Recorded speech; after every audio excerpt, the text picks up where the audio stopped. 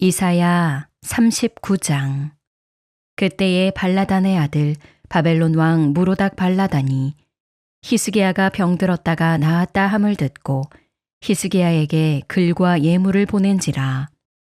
히스기야가 사자들로 말미암아 기뻐하여 그들에게 보물 창고 곧 은금과 향료와 보배로운 기름과 모든 무기고에 있는 것을 다 보여주었으니 히스기야가 궁중의 소유와 전 국내의 소유를 보이지 아니한 것이 없는지라.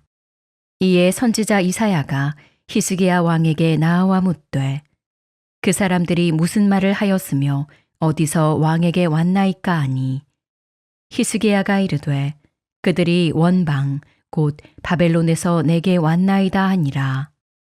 이사야가 이르되 그들이 왕의 궁전에서 무엇을 보았나이까 하니 히스기야가 대답하되 그들이 내 궁전에 있는 것을 다 보았나이다. 내 창고에 있는 것으로 보이지 아니한 보물이 하나도 없나이다 하니라. 이사야가 히스기야에게 이르되 왕은 만군의 여호와의 말씀을 들으소서. 보라, 날이 이르리니 내 집에 있는 모든 소유와 내 조상들이 오늘까지 쌓아둔 것이 모두 바벨론으로 옮긴 바 되고 남을 것이 없으리라. 여호와의 말이니라. 또 내게서 태어날 자손 중에서 몇이 사로잡혀 바벨론 왕궁의 환관이 되리라 하셨나이다 하니 히스기야가 이사야에게 이르되 당신이 이른 바 여호와의 말씀이 좋소이다 하고 또 이르되 내 생전에는 평안과 견고함이 있으리로다 하니라. 오늘은 병이 나았을 때라는 제목으로 함께 말씀을 나누고자 합니다. 어떤 사람이 죽을 병에 걸렸습니다. 아내가 그 남편을 데리고 의사에게 애원을 하는 것이지요. 우리 남편 꼭 살려달라. 죽으면 안 된다. 의사가 심혈을 기울여 그 사람을 고쳤습니다. 기적적으로 고친 것이요. 근데 다 나은 이후에 그 사람이 아내에게 폭력을 행사합니다. 욕설을 하는 것이지요. 모든 삶이 죄입니다. 그때 아내는 그 의사에게 왜 이 사람을 살려주어서 이렇게 고생시키는가 이렇게 말했다는 이야기가 있습니다. 병들어 죽는 것이 은혜인가? 병이 낫는 것이 은혜인가? 우리는 묻게 되는 것이지요. 우리는 병이 낫는 것이 하나님의 기적이고 하나님의 사랑이고 하나님의 역사라고 말합니다. 병이 낫지 않으면 하나님이 나를 사랑하지 않고 문제가 해결되지 않으면 하나님은 나에게 관심이 없다고 생각합니다. 하나님은 무능하다고 생각하는 것이죠. 무엇이 은혜인가? 이제 이 부분을 묻게 됩니다. 오늘 본문을 볼 때에도 히스기야가 죽는 병, 중한 병에 걸렸습니다. 하나님의 은혜로 나았지요. 회복되었습니다. 그런데 오늘 본문의 말씀을 보면은 히스기야가 병이 들었을 때와 또 병이 나았을 때의 모습은 사뭇 다릅니다. 병이 들었을 때는 오직 주님밖에 없습니다. 주님 나를 살려주십시오. 그렇게 얘기했는데 병이 나았을 때 오늘 히스기야의 모습은 어떠한가?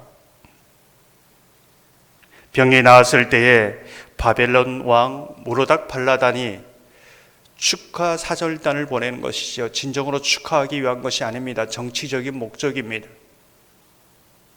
그때 히스기야는 너무나 감격해서 이렇게 큰 나라에서 나를 생각해서 글과 예물을 보낸다고 너무나 감격해서 모든 보물 창고 무기고를 다 보여줍니다. 보여주지 않는 것이 없다고 말하고 있는 것이지요. 2절을 보면 이렇게 말씀합니다. 히스기야가 사자들로 말미암아 기뻐하여 그들에게 보물 창고 곧 은금과 향료와 보배로운 기름과 모든 무기고에 있는 것을 다 보여주었으니 히스기야가 궁중의 소유와 전 국내의 소유를 보이지 아니한 것이 없는지라. 우리는 질문합니다. 왜 히스기야가 모든 보물창고와 무기고를 다 보여주었을까? 어떤 마음으로 그렇게 했을까? 그렇다면 하나님께서는 이것을 어떻게 보시는가? 중심을 꿰뚫어 보신 하나님께서 히스기야의 무엇을 보고 계신가? 여러분은 어떻게 생각하십니까? 하나님께서는 이사야에게 그 모든 것을 보여준 히스기야에 가서 이제 너의 모든 보여준 모든 것이 그 후손까지 다 바벨론으로 옮겨갈 것이다. 바벨론 포로로 그렇게 살아갈 것이다. 예언하고 있습니다. 병이 나은 것이 오히려 은혜가 안 된 것이죠. 6절을 보면 이렇게 말씀합니다. 보라, 날이 이르더니 내 집에 있는 모든 소유와 내 조상들이 오늘까지 쌓아둔 것이 모두 바벨론으로 옮긴가 되고 남을 것이 없으리라. 여호와의 말이니라. 히스기야의 문제는 무엇인가?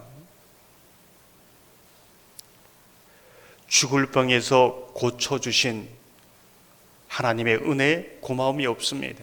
전혀 그런 마음이 없는 것이지요. 더군다나 바벨론에게 보물창고와 무기를 보여주면서 히스기야는 자기가 얼마나 많은 보물을 갖고 있고 얼마나 많은 무기를 가지고 있는지 자랑하고 있습니다. 그리고 앞으로 살아가면서 바벨론이라는 큰 나라가 자신의 뒷배가 되어주면 얼마나 좋겠는가, 좋은 관계를 맺고자 하는 겁니다. 거기에는 하나님의 은혜, 하나님께서 자신을 고쳐준 것, 하나님의 은혜를 보답하고자 하는 삶이 없는 것이지요. 사실 하나님께서 그 죽을 병에서 건져주지 않았다면 죽음 가운데 있는 사라질 인재가 아니었습니까?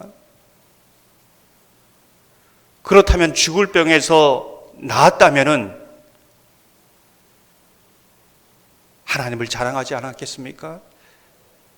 하나님의 뜻이 무엇인가? 나를 이렇게 살려준 그 은혜가 무엇인가? 그 남은 인생 주님을 위해서 살겠다고 말하지 않겠습니까? 이것이 상식적인 것이지요. 그런데 전혀 히스기야는 그런 부분이 없습니다.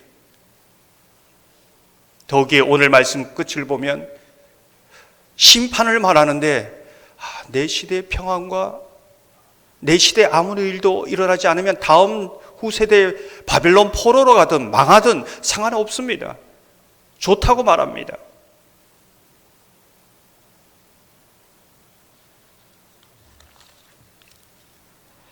하나님의 은혜를 저버리고 세상을 의지하여 살아가는 인생, 자신의 힘을 자랑하는 인생,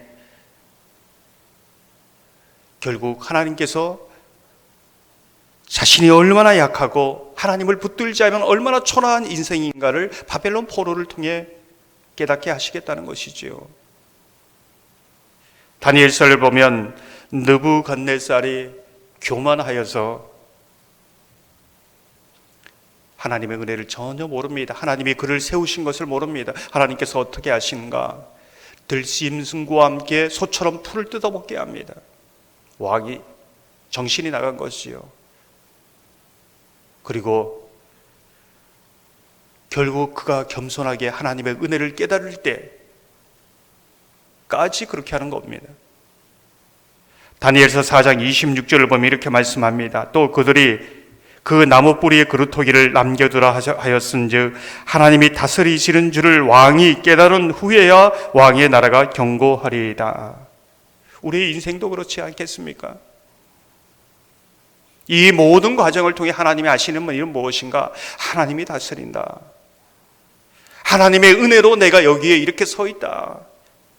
내가 아플 수 있고 연약할 수 있다. 문제가 있을 수도 있고 없을 수도 있다. 그러나 이 모든 것이 하나님의 은혜로 오늘도 여기에 서 있다. 이것을 깨달으라는 겁니다. 하나님은 아플 때나 나을 때나 문제가 있을 때나 없을 때나 항상 우리를 사랑하고 계신다.